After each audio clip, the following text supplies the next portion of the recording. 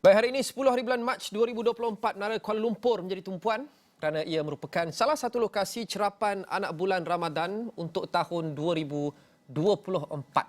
Pejabat Mufti Wilayah Persekutuan, JAKIM dan Jabatan Ukur dan Pemetaan antara yang terlibat dalam cerapan hari ini. Dan untuk mendapatkan perkembangan lanjut, kita bersama dengan wartawan kami Ridauddin Daud yang kini langsung dari lokasi. Ridauddin, apa yang boleh dikongsikan?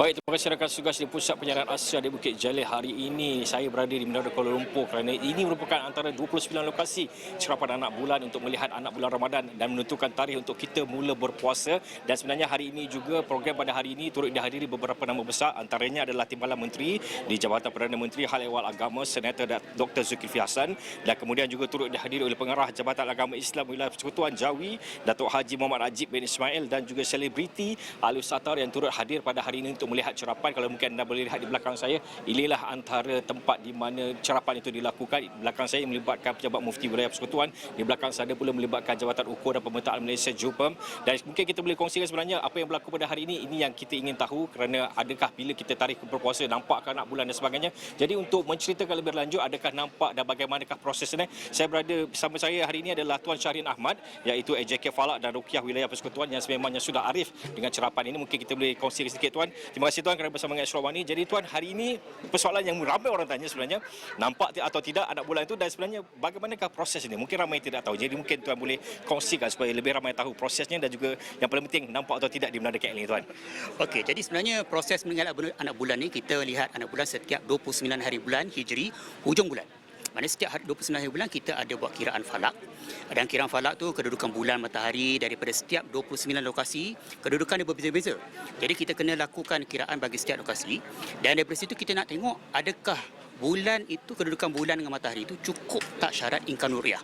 Syarat imkan nuriyah tu bermaksud ketika maghrib matahari turun, bulan tak boleh kurang daripada 3 darjah atas atau ufuk, dan antara bulan dengan matahari itu jarak dia tak boleh lebih daripada tak boleh kurang daripada 6.4 darjah.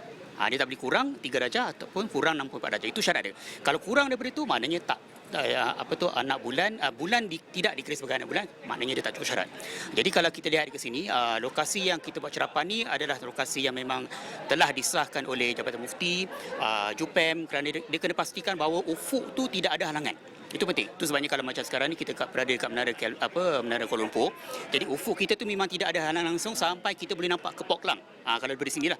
Jadi maknanya itu antara lokasi-lokasi tempat di mana ciri-ciri yang perlu ada untuk buat cerapan. Jadi Tuan, ramai juga yang tanya, okeylah, biasa kalau kita nak tahu anak bulan ni, hari ni, ialah Tuan tak jawab kita ni, hari ni nampak tak nampak, okey tak apa. Kemudian kalau lah kata nampak tak nampak, kalau nampak, okey kita ada satu cerita lah. Kalau kata tak nampak tu, bagaimana pula cara untuk kita mengukur bilakah kita akan mula berpuasa, dan juga kalau sebelah sini raya pula? Dia selalunya dalam kes macam, okey, dalam kes hari ini lupa nak cakap tadi kan, okey. Sebenarnya hari ini memang tak cukup syarat, jadi maknanya kita tak nampak anak bulan. Jadi bila tak nampak anak bulan, esok kita genapkan jadi 30 hari bulan, 30 bulan Hijri. Jadi maknanya kita akan berpuasa lusa lah. Okey, jadi maknanya kalau ini adalah bergantung pada pengumuman rasmi oleh Penyimpan Bom Besar Raja-Raja. Jadi kejap lagi dalam lebih kurang pukul 8 nanti kita akan tunggu Penyimpan Bom Besar Raja-Raja akan keluar kat TV. Itu adalah pengumuman rasmi.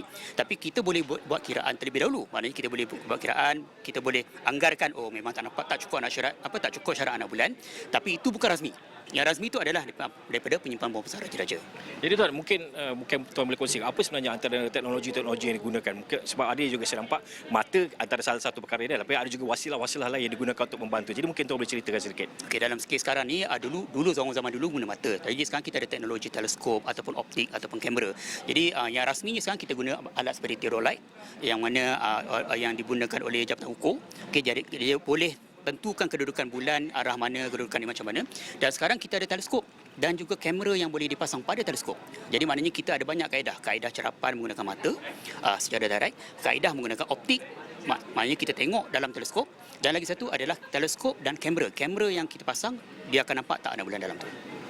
Okey, baik. Terima kasih banyak Tuan. Terima kasih banyak kerana bersama dengan kami. Jadi baik, itulah antara pencerahan daripada Tuan Syahrin sebentar tadi bagaimana hari ini kalau diikutkan tidak nampak kerana tidak cukup syarat anak bulan tersebut.